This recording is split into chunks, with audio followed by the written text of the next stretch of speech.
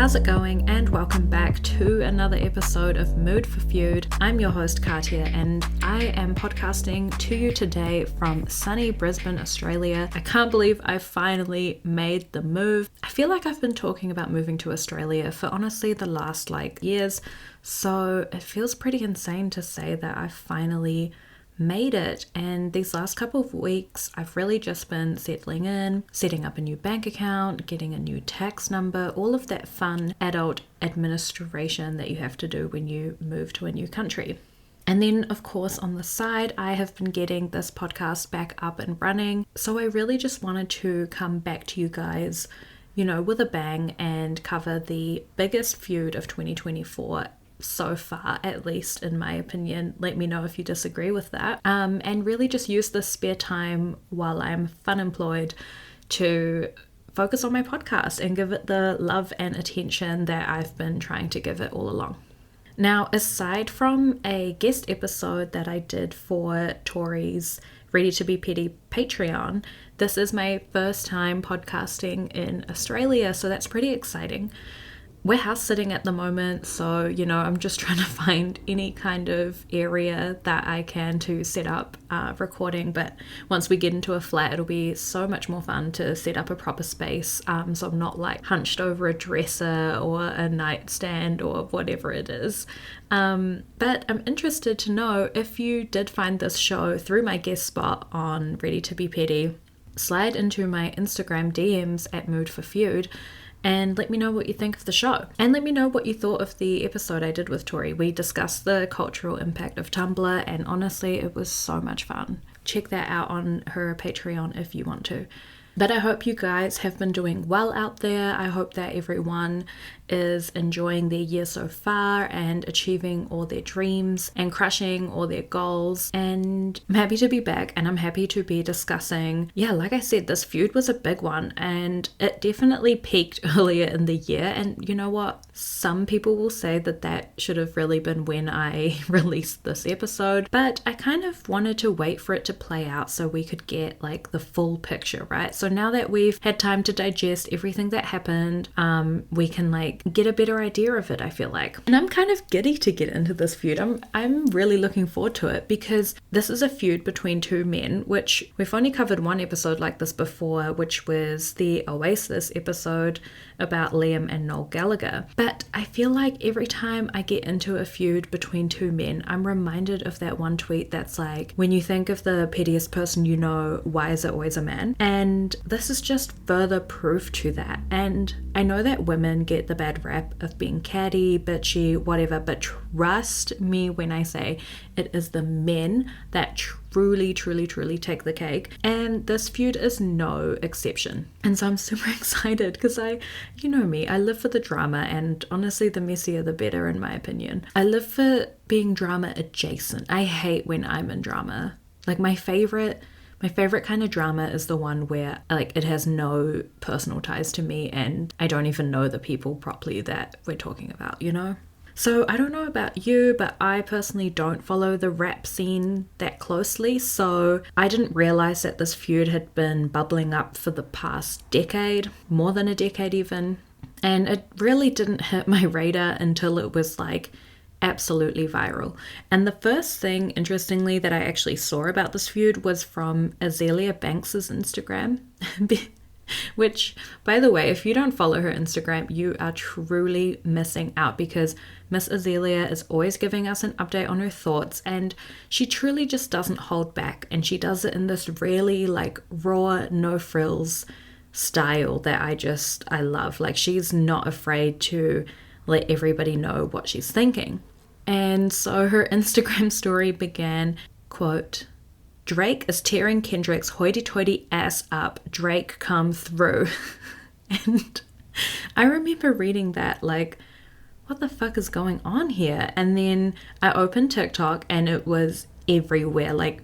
Every single video that came up on my For You page was talking about this. So, and it definitely felt at the time it, or at least to me, again, I don't follow the rap scene, but so to me, it felt like it just came out of nowhere, this Pandora's box was just open and suddenly we were in the middle of a super heated feud, and I had no idea where it even came from. But this feud has actually been coming up for some time now. And so for this podcast, we're going to start at the very beginning, right? Like, I want us to get into the weeds with this, because I feel like when I watched people cover this feud on TikTok and stuff, I feel like they missed these early chapters. And so to me, I was like, what is going on? Like, how did it escalate to this overnight? And truly it didn't. Like, this is drama that dates all the way back to 2012. Yeah, I do think this is going to be a 2-part episode just because there is so much to get into. But trust, it will be worth it. I hope. Before we start, I feel like I have to admit some of my biases, and that's because I really don't like Drake. I never have, I never will. I don't even really know why. Like, I've never liked him. I remember in 2015, 2016, he was everywhere, and yet, I don't know, I just always found him kind of cringe, I guess. And then, you know, after that we had all that weird stuff with Millie Bobby Brown, which we'll probably get into in part 2, and then the Billie Eilish thing as well. And I just was like, you know what, maybe I couldn't get into him because my witchy senses were just telling me that something was off. Like, I'm an empath, and I could just feel that there was some dark energy there, you know. But like, truly, I've never liked his music. I remember when Hotline Bling was like the most popular song in the world, and I just truly remember thinking that this was the worst song I've ever heard. So if you are a Drake fan, let me know, like, for why? What are the reasons? And don't just go sending me that photo of his big schlong, because I already know he's Drake the Snake, okay? But like, give me some proper evidence as to why you like Drake, because I racked my brain for a single reason and I came up empty. Now, Kendrick, on the other hand, I am truly obsessed with. I love his voice, his lyrics. I've watched him in concert, and let me tell you, I think it might have been one of the most memorable nights of my life. It was just so amazing to see him perform on stage. He just has this like quiet intensity about him. And I don't know, like, even at his concert, right? Like, there was like a moment where he was just like crouched down, staring into the camera. And I was like, I felt like I'd been gut punched. Like, I don't know what that man does, but like something about his presence is just crazy to me. I don't know. It's just super intense. If you've seen him in concert, let me know if you agree. I feel like he just has this, I don't know. Read his aura. Somebody, you know, one of those people who can see auras. What color is Kendrick's aura? Because to me, I'm feeling some things there. So yeah, I've been a Kendrick fan for some time now. I think Damn will always be one of my top 10 albums of all time. Obviously, all the tracks are bops, but also just the messaging of that album, the themes of racism, police brutality, class struggles. These are all things that are very much in the everyday vernacular of today, which is awesome. But in 2017, when this came out, at least in my experience, it was not as widely spoken about as it is now. And I feel like a lot has definitely progressed in the last 7 years, particularly with the ACAB, Black Lives Matter, progression in 2020 following the murder of George Floyd. But in 2017, definitely in New Zealand as well, because, you know, we always experience a little bit of a cultural lag down here. It just wasn't something that people were actively thinking and talking about. And I very distinctly remember the first time I heard this album and I just got it, you know, like, this sounds so silly and I can truly appreciate that. But it's the first time where I felt I truly understood beyond the surface level of what was actually happening. And it really encouraged me to like read into it further and to look up more resources and to just get a clue, you know. And then since then, I started to notice more internalized racism in New Zealand as well, because like I feel like in New Zealand it's often a little bit more subtle and backhanded. And yeah, anyway, all that to say, I had this like whole awakening listening to Damn, which I know is cringe, but then also Hotline Bling was like the worst thing I've ever heard. So it's going to be a biased report of accounts, just purely based on that. But again, my opinion is open to being challenged. So if you love Drake and can present me with some strong facts, evidence, receipts, then please DM me at Mood for Feud and fucking educate me, okay? Because I am a keen learner always. Let's get into a little bit about who the hell these men are. We'll start with Drake. Drake was born Aubrey Drake Graham, and he was born October 24th, 1986, and this makes him a Scorpio. Oh my god, cool. There we go, he's a Scorpio man. That makes sense why I don't fuck with him. This probably explains it better than I ever could have. He was born in Toronto, Ontario, and his dad, Dennis Graham, was actually a drummer, so some potential music influence there. And then his dad's stage name was Drake Madison, which is also how Drake got his middle name. So Drake's mum, Sandy Graham, worked as an English teacher and a florist, which honestly, that just sounds like such a fun combo. And definitely when I win the lotto and I finally get to open my flower / book / vinyl / coffee shop, I feel like I will invite her because it sounds like that will be right up her alley. So Drake's parents met when Sandy attended a nightclub, and Drake's dad was actually performing on stage, and after he finished his performance, she offered him a cigarette and they got talking, and one thing led to another. What a cool meet cute. What in the 80s rom-com is this? Like, I don't know, I love that. I just feel like that's such a cute story for meeting someone. However, when Drake was 5, his parents did divorce and his dad moved to Memphis, and then Sandy took full custody of Drake. And this is something that Drake has talked about quite often. He has explained that this divorce was pretty tough on him because obviously he lived with his mum and then he only got to see his dad in summer holidays. And so he has said about it, "I was really hard on my parents for giving me sort of a childhood that I had to wrap my mind around as I grew. Multiple times I sort of suggested that they could have done a better job at co-parenting, sticking together and not being so divided."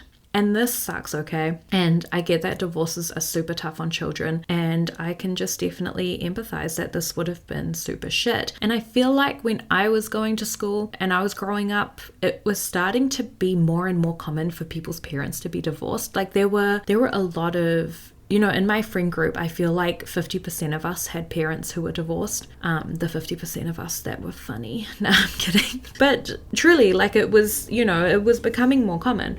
But maybe when Drake was growing up, you know, in the early 90s, maybe it wasn't as common yet. I'm not too sure. And so it would have been a little bit tougher and a bit more isolating when more of your friends growing up still have their parents together. And then another thing I will point out is that Drake is also an only child, and again I feel like this would have made the divorce worse because he doesn't have like a sibling to kind of share that with and to experience everything with. Like he would have been feeling pretty isolated, I can imagine. Now, the slight silver lining that comes out of this is that because of his experience of struggling with his parents' divorce, Drake is like super conscious to give his son Adonis a better experience of co-parenting. So he's trying very actively to like break the cycle because Drake is split from Adonis's mum, and so he makes sure that he like never speaks ill of her in front of Adonis and just doing his best to break the cycle, which I think is great. Now, an interesting thing that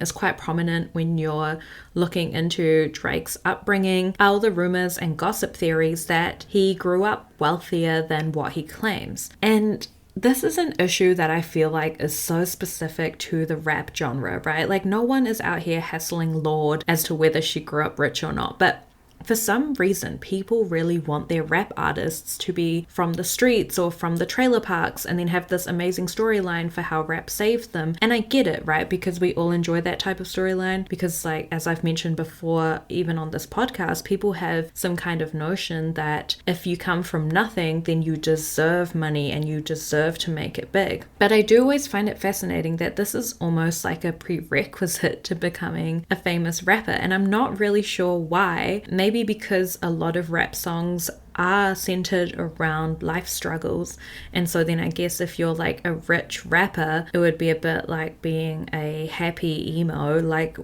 where are you getting your source material from? But Drake has addressed these rumors in a 2011 interview with Complex. He explained that he grew up on Western Road and that him and his mom moved to Forest Hill, which is one of the wealthiest neighborhoods in Toronto, when he was in 6th grade, but that they themselves didn't have a lot of money. He explains that his mom found them half a house that they could live in, so the family they shared it with had the top half of the house, and then Drake and his mom lived in the bottom half, which meant he was kind of like living in the basement. And he explained that school was particularly tough because the other kids came from wildly different socioeconomic backgrounds, and he often felt really isolated. He says about it, "I went to school with kids that were flying private jets. This guy distributes Rolex in Canada, and this person owns Turtle Car Wax, and this person owns Roots Clothing, and I went to school with kids who were very fortunate. I never fit in. I was never accepted." So yeah, who knows? Like this, and again, like poor and rich are relative, right? Like those are relative terms. And you know what? They can also be subjective. Like how do you measure who is poor and who is rich? And so I don't know, it's tricky to tell in this case because he did grow up in a rich neighborhood and he went to school with people who came from rich backgrounds. And so it's really hard to tell, like, did you actually grow up poor, or do you just think you grew up poor because you were constantly surrounded by wealthy people?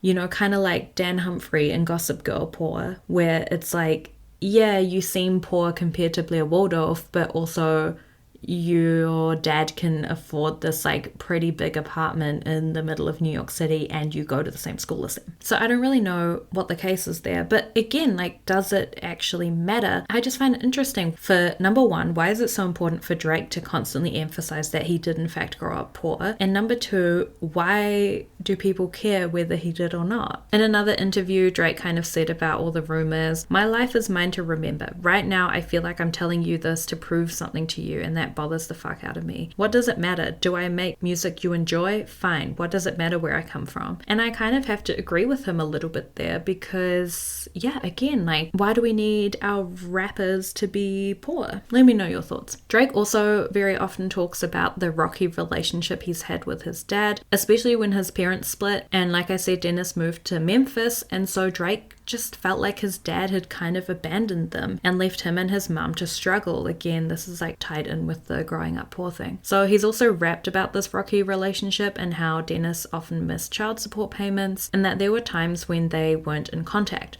Now, interestingly, Dennis denies a lot of this, saying him and Drake have always been in contact and that he was a very involved father. One of you is lying. Dennis also says he took an issue with Drake's lyrics that implied that he didn't have a good relationship with his son. In 2019, Dennis claimed that him and Drake had a conversation about the lyrics and that Drake actually admitted that he'd made it up to sell records. Now, after this interview aired, Drake responded via his Instagram in a statement that read, "Woke up today so hurt, man. My father will say anything to anyone that's willing to listen to him. It's sad when family gets like this, but what can we really do? That's the people we are stuck with. Every bar that I spit was the truth, and the truth is hard for some people to accept." So yeah, a little messy, but in spite of this, Drake and his dad do still have a decent relationship, and Drake is still in contact with him. So how did Aubrey Graham become Drake? Now, when he was 15, remember he's going to this school with a lot of well-connected, wealthy people.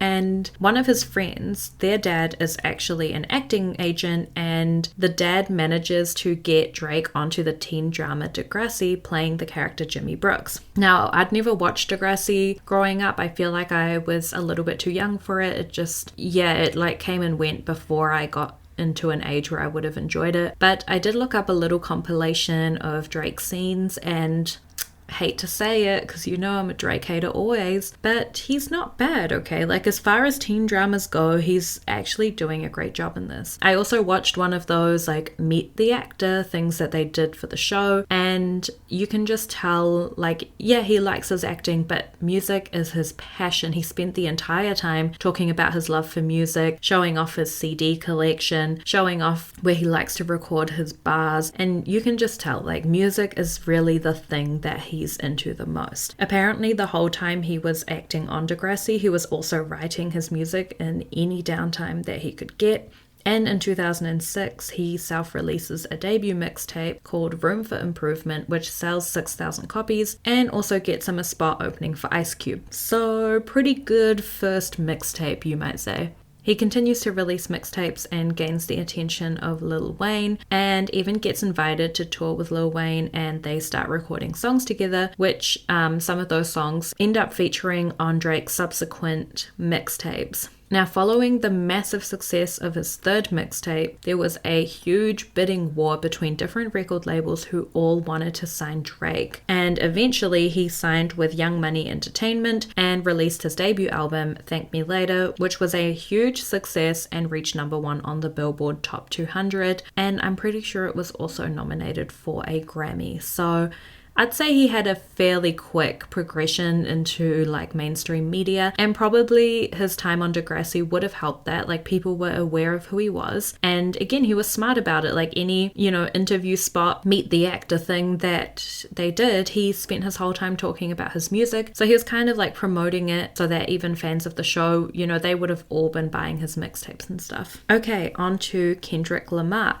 Kendrick Lamar Duckworth was born June 17th, 1987, and this makes him a Gemini. Kendrick was born in Compton, and it's incredibly clear that he did have a difficult upbringing. Kendrick's parents, Kenny Duckworth and Paula Oliver, grew up and met in the projects of Chicago. So Kendrick's dad, Kenny, at the time, was a member of the Gangster Disciples, but Kendrick's mum, Paula, kind of gave him an ultimatum where she said, he could either leave the gang and Chicago and come with her to Compton, or they could break up.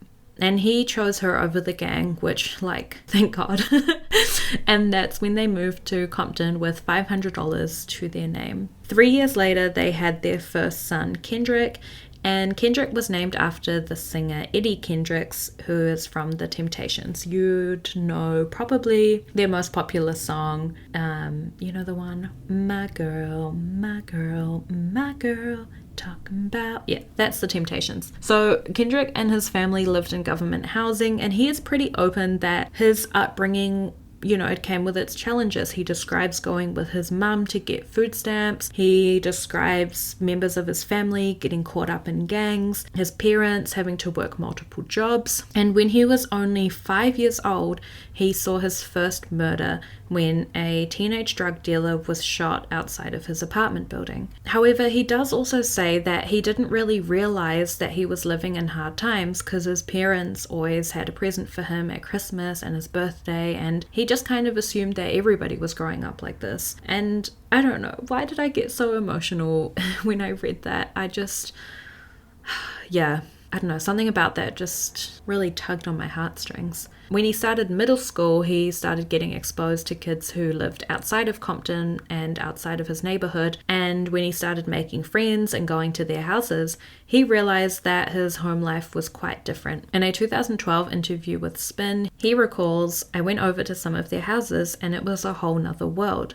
Family pictures of them in suits and church clothes up everywhere. Family oriented, eating together at the table, we ate around the TV, stuff like that. And then he continues, I came home and asked my mama why we don't eat round the table. He does say though that he has a lot of good memories growing up, like sneaking into his parents' parties, hanging out with all his cousins, and this is truly something that really stood out to me about Kendrick, and reading through his accounts of his upbringing, he never really comes across as bitter describing how he grew up, and I never really get the feeling he resents it. And if anything, I feel like he appreciates the way it's shaped him or the way it's part of his story. But yeah, I don't know, it just stood out to me, like his mindset, where most people would see all the shortcomings, he recounts feeling grateful. Yeah, I don't know, it gave me a lot of respect, honestly, because most kids aren't having to witness their first murder at the age of 5. Now, in Kendrick's breakthrough album Good Kid, Mad City, we get a good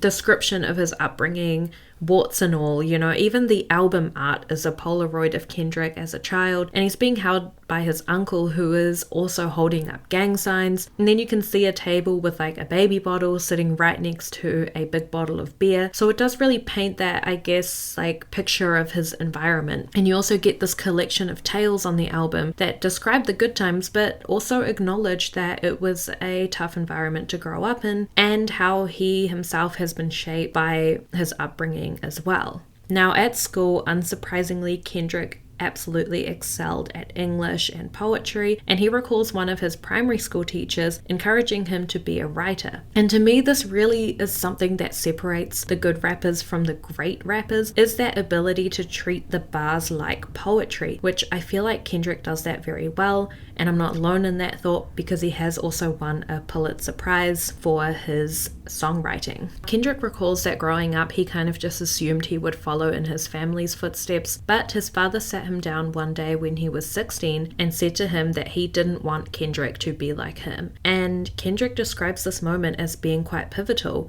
and kind of waking him up, I guess, to the people around him being affiliated with gangs, in and out of jail, and so he decided to get his act together. And although he'd been writing rap since he was 13 years old, he decides to go all in, and he makes his first mixtape, which was introduced to a record producer called Top Dog, who was in the process of holding auditions for his independent record label, Top Dog Entertainment. The story goes that Top Dog invites Kendrick to audition, and he freestyle rapped at Top Dog for 2 hours. Like, why are you doing all that? 2 whole hours of freestyle rap is insane, and I don't know why.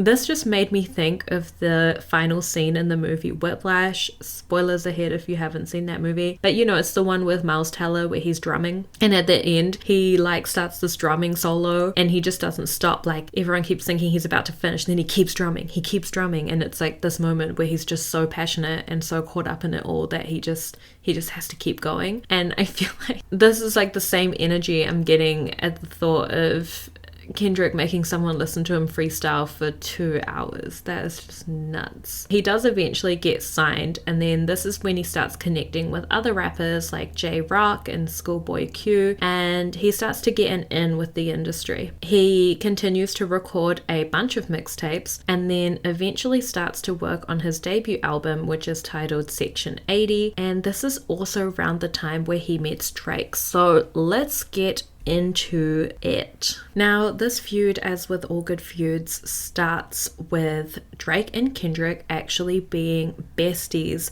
We're going to start with that. We're going to look into their Bestie Era. So in 2011, Kendrick is still an up-and-coming artist, and Drake was the bigger artist of the two. Like, he'd already kind of made his mark in the industry. Drake already had an album out, and Drake actually slides into Kendrick's DMs and asks if they can meet up. And Kendrick recalls this moment in a 2011 interview with XXL Mag. He says, "We met up, chilled out, got to vibe, see where each other was at and shit. Sometimes you like a person's music, but you definitely don't like the actual artist when you sit down and you talk to them. That's a real good dude. He's got a real, genuine soul. We clicked immediately." And so Kendrick actually felt so comfortable with Drake that he ends up emailing him his draft of Section 80, which at this point no one outside of Kendrick's production team has heard Section 80. And so yeah, it's like a super trustworthy thing to do. And Drake is impressed with Kendrick's work, so he asks Kendrick to feature on his album Take Care. I had to listen to Section 80 and it is a damn bop for sure. It's got that old Kendrick sound to it, that he kind of refined in Good Kid, Mad City, which I think is one of my top 15 albums of all time. But yeah, it's just, he's got that trademark, like very soulful, smooth, and intense at the same time.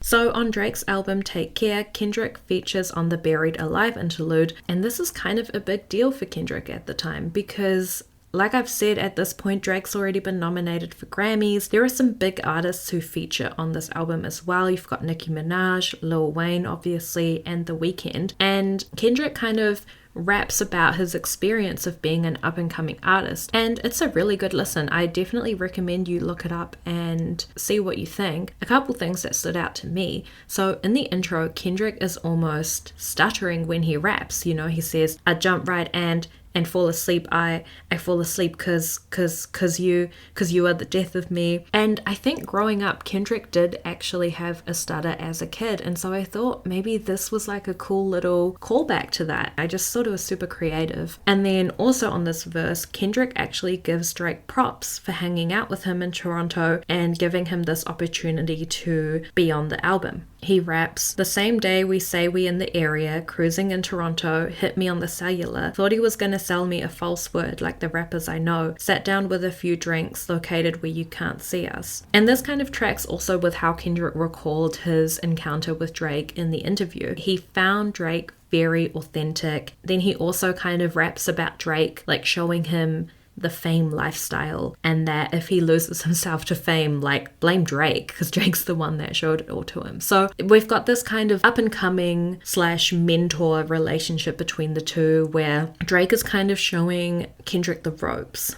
In 2012, Drake starts the Club Paradise tour, and his record label really want him to bring an R&B artist with him to be an opening act, but Drake really wants to take Kendrick and A$AP Rocky instead, and so he kind of pushes back against his label and convinces them to let him have Kendrick and A$AP opening for him. So Kendrick goes on this tour, and again, this is really good exposure for him as an upcoming artist. And later in 2012, Kendrick drops his breakthrough album Good Kid, Mad City, and of course he's going to invite his bestie to feature on it. My god, Drake, come be on my album. And so Drake features on the song Poetic Justice. He's in the music video as well. Like, it's a whole damn collab. And as I've mentioned previously, this album does incredibly well. And it also has longevity. It actually ends up being on the Billboard 200 for a total of 10 years. To be honest, even now you can go to a house party and it wouldn't be weird to hear Swimming Pools or Backseat Freestyle. And in 2020, Money Trees was majorly trending on TikTok. Yeah, the album is just a massive,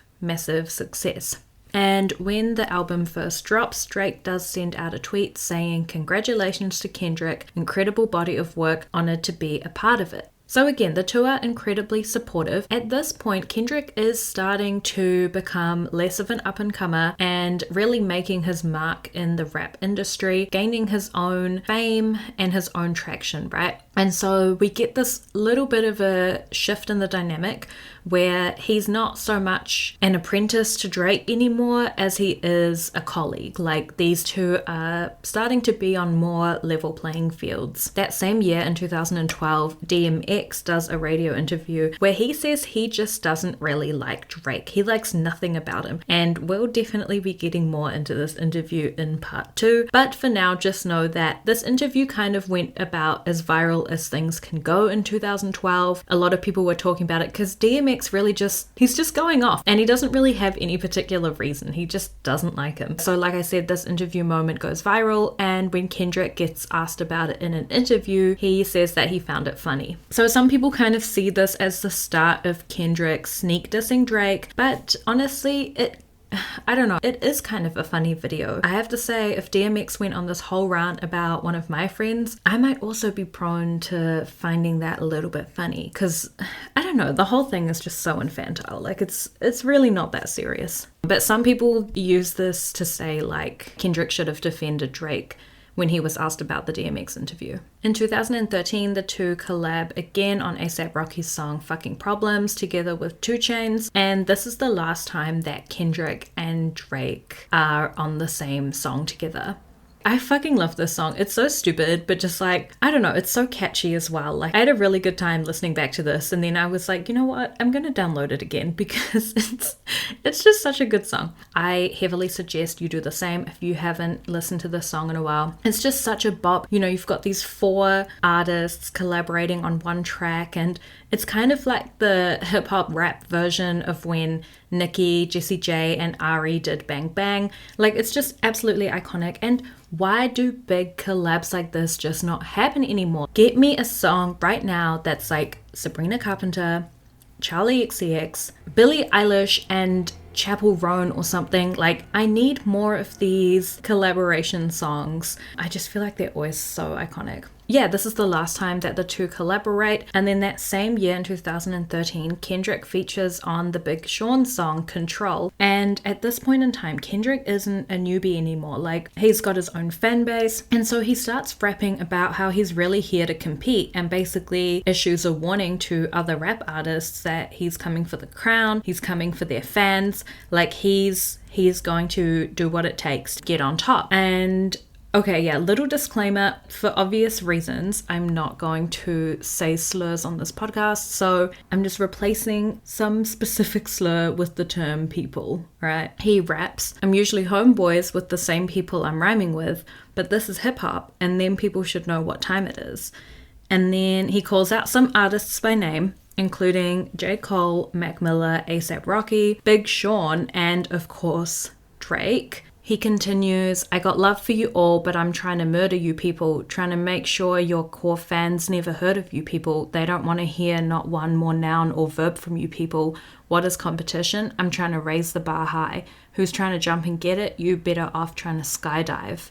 And this is where a lot of people are like, oh, so Kendrick started it, because obviously he calls out Drake by name amongst other artists as well. And then he kind of has that verse where he's, you know, saying he's going to murder them and like come for their fans.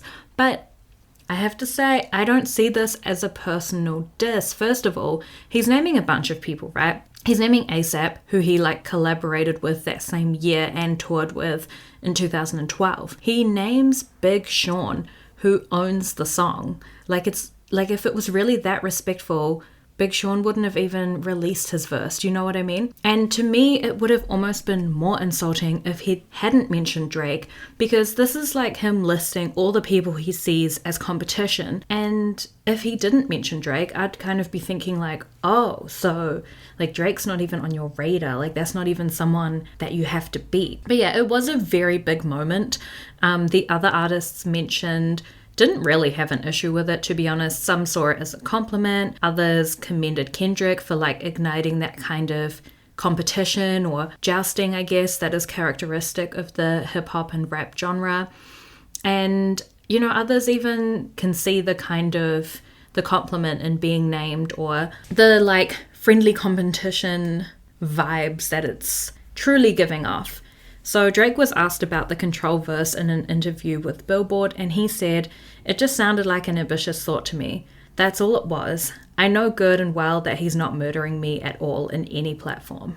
So he seems all good, right? Now, at the time, Drake is promoting his upcoming album, Nothing Was the Same, but it's kind of getting trumped because everyone is talking about Kendrick's Control verse, and every interview he's doing trying to talk about his album is asking him how he feels about the Control verse. And so Drake's out here trying to promote his album, and he can barely get a word in because low-key nobody cares. Everyone's more interested in Kendrick naming names and coming for everyone. And Drake does end up doing this radio interview where he kind of says like Kendrick's verse just seemed a bit fake to him because he saw Kendrick a couple days after the Control verse dropped, and Kendrick was just like he always was, like it was all love. And then it made him wonder whether it was real, like whether he actually felt that way or whether it was for the people. And then the radio host who he's talking to kind of explains what I feel like everybody else is thinking. And she says, no, like it was sparring. It was like friendly competition thing. And Drake responds, yeah, but at the same time, it's like, you know, then let it be real then, you know, because those were harsh words, right? You can't just say that and then see me and be like, yeah, man, what's up? Pretending like nothing ever happened. That's not real. To me, that's not the nature of battling. I personally enjoy making great music and bodies of work over being the talk of Twitter for 5 days. And then again, the host kind of says like what we're all thinking. And she's like, you seem a little bit irritated by this all. And Drake's like denying it. He's like, no, that's not the case. And he just says it was really unexpected because he didn't think Kendrick would throw all his working relationships out of the door for 5 seconds of fame. And he says that some of those people that Kendrick called out probably won't want to work with him anymore. And like, I feel like he's missing the mark here. And I feel like this is what the radio host was trying to like clue him onto. Like, no, this is like a friendly competition thing. Be stoked that you got mentioned. Be stoked that Kendrick thinks of you as one of the people who he needs to take down. Like, I don't know. And like, come back at it, you know, or take it with a grain of salt like everyone else. But he seems very butthurt by it. And then when Kendrick sees him in person, and obviously in person, Kendrick's not going to be like bitchy towards him. He's like almost shocked by it and is like, oh, well, why would he say all that stuff on the Control verse and then see me in person and do nothing? And it's like, because it's a rap. Fuck. And do you know what? I'm sorry if you're an only child, but this is kind of only child behavior. It's like you haven't experienced like that friendly kind of fighting that you do with your siblings, or where you all like roast each other and egg each other on, or even try to like get under each other's skin, but like in a loving manner. And I feel like this is exactly what's happening, and Drake he can't look past what Kendrick said. I don't know. So he goes on to do a couple more interviews, and like I said, everyone wants to know what he thinks about the Control verse. And he again doubles down on the fact that the verse isn't that great, that Kendrick only did it for shock value, and that if that's how Kendrick truly felt, then he needed to bring that same energy when they saw each other in person. I'm sounding like a broken record, but like truly, I feel like Drake is not getting it. And he's also a Scorpio, okay? So like, of course he's going to get his feelings hurt anytime that he can. But yeah, I don't know. I just found this so funny because I listened back to the Control verse, and like, again, he doesn't even call out Drake personally. It's like he names, I think it's something like 11 artists, one of them being Big Sean, whose song it is. So I don't know. I just think Drake's being so sensitive here. When Drake's new album eventually does drop, people do identify some little disses, specifically on the track The Language, that they speculate to be about Kendrick. On this track, Drake raps, "I don't know why they've been lying, but your shit is not that inspiring. Fuck any person that's talking that shit just to get a reaction. I am the kid with the motor mouth. I am the one you should worry about. I don't know who you're referring to. Who is this person you heard about? Someone just talking that bullshit, man. Someone just gave you the runaround." Fans kind of think this is about the Kendrick Control verse, and again, Drake was very much of the opinion that Kendrick was like damaging his relationship with other artists for a little viral moment. So even though fans are speculating that this is about Kendrick, Birdman, who was the head of Drake's label at the time, comes out with a statement basically saying like, no, you guys are wrong. This song has nothing to do about Kendrick. Now, in September 2013, Kendrick Lamar does a cypher rap, which is recorded for the BET Awards, the Black Entertainment Television Awards, and in his verse he raps, "And nothing's been the same since they dropped Control and tucked a sensitive rapper back in his pajama clothes. Ha ha, joke's on you. High five, I'm bulletproof. Your shots never penetrate. Pin the towel on the donkey. Boy, you been a fake." And, for obvious reasons, people think this is about Drake, especially because the verse starts with, "And nothing's been the same." I feel like I didn't mention this, but the album that Drake drops when all this Control stuff is going on is called Nothing Was the Same. And now Kendrick saying nothing's been the same since they dropped Control. So, and references a sensitive rapper, which again, none of the other people mentioned in Control took any issue to it. So it's like, this to me is just like clearly about Drake. And then in December that year, Drake does an interview with The Vibe, and he says he feels like he's being baited by Kendrick, and that it's become a bit of an issue for him because like he was trying to promote his album at the time, and yet people were so fixated on Control when it came out, but that he doesn't want to take the bait. And he references Michael Jordan at this point, saying, "Jordan doesn't have to play pickup to prove that he could play ball, no offense." And in the same way, I guess he's like, I don't need to get involved with this drama to prove that I can rap. He like reiterates that he has no issues with Kendrick and that Kendrick's a genius in his own right, but that he's also going to like hold his ground when it comes to Control. That same month, Drake features on Future's song Shit, which by the way is another sick song. Do you know what? I should make a Spotify playlist. Would you guys want that? Like a Spotify playlist documenting all of these songs, so then you can kind of listen to it like a story. Maybe I should do that. So yeah, Shit, again, another good song. Despite its name, actually a good song until you get to Juicy J's verse, no shade, no tea. But anyway, this is where I feel like Drake starts to address the feud, although again, he doesn't explicitly name Kendrick, so you know it's still alleged whether this is about Kendrick or not. But let me know what you think. In this verse, he says, "Took people out the hood like I'm from there, so you know it's all good when I come there. I hear you talk about your city like you run that, and I brought my tour to your city, you my son there." And a lot of people believe that this is Drake referencing the time in 2012 when he let Kendrick and A$AP Rocky tour with him. And they did actually do a show in LA, which is obviously where Kendrick is from. And that was at a time where Kendrick really was a nobody compared to Drake. And Drake gave him the mentoring or whatever you want to call it, so Kendrick's like his son. And then he also criticizes the way the fans have been reacting to the Control verse, saying, "And if a person says my name, he the hot shit. But if I say the person's name, he's still the hot shit." And then later in the verse, he raps, "I just think it's funny how they dangling the bait, but I'm the one that's killing people on the hooks though."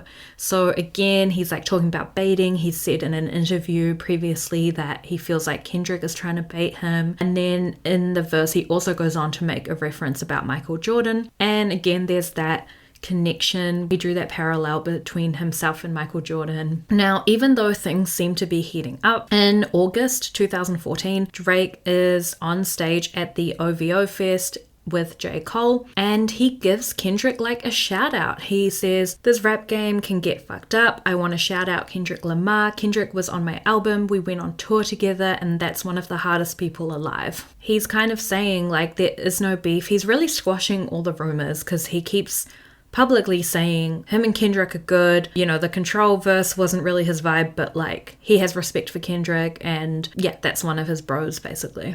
In October, so 2 months after Drake does this big announcement, shout out for Kendrick at OVO Fest, Kendrick features on J-Rock's song Pay For It, and again he has a verse here that people believe to be aimed at Drake. He says, "I tell him all to hail King Kendrick, resurrecting my vengeance, been dissecting your motor mouth till I break down the engine. This ain't no warning shot, this is a relevant henchman. See my opponent, then cease your existence, ending our friendship, baby I'd rather die alone."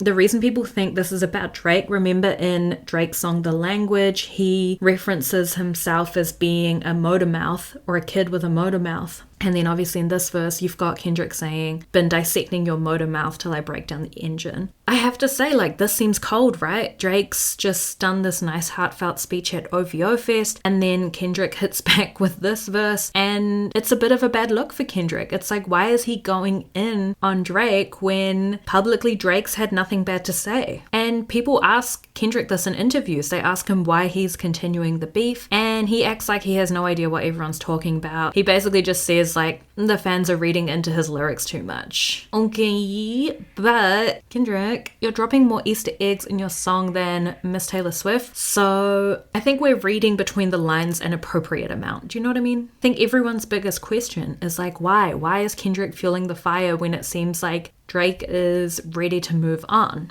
Here's my theory why, okay? Buckle up, because this kind of gets a little bit, this is tea, this is messy. So let's skip forward a couple years past this. I think it was around 2016. Marcellus Wiley, who's a former American footballer, and he's also an ESPN commentator.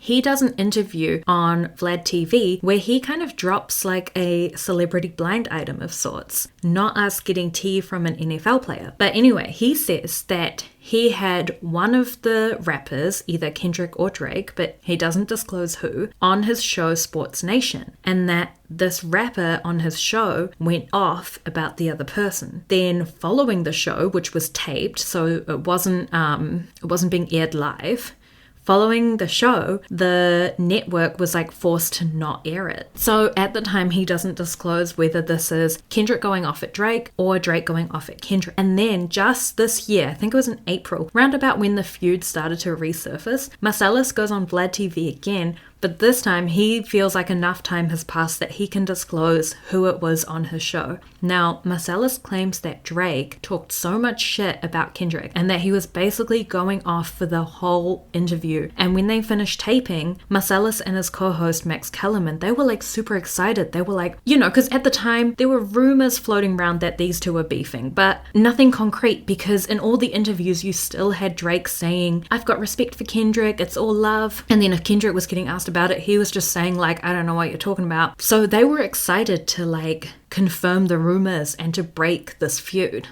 However, 30 minutes before the episode is meant to air, they get called into this meeting with some higher ups and they get told this video won't air, it's going to be deleted, and no one is to say anything about it.